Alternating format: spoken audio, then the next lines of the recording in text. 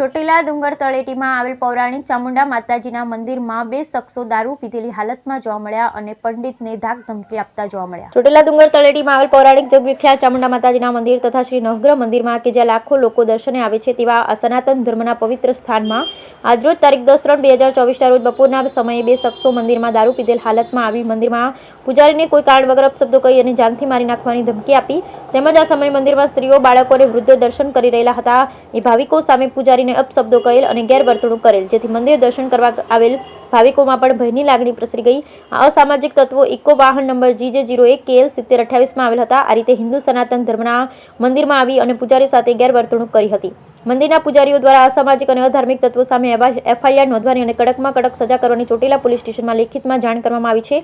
ભવિષ્યમાં કોઈ અસામાજિક અને અધાર્મિક તત્વો દ્વારા મંદિર જેવી પવિત્ર જગ્યામાં આવી અને આ રીતે દાદાગીરી ન કરી શકે તે માટે અરજીમાં સરકારશ્રીને પણ રજૂઆત કરવામાં આવી છે. આવા અસામાજિક અને અધાર્મિક તત્વોના લીધે મંદિર પરિસરનું પવિત્ર વાતાવરણ બગડે છે તેમજ કરોડો સનાતની હિન્દુઓની લાગણીને ઠેસ પહોંચે છે.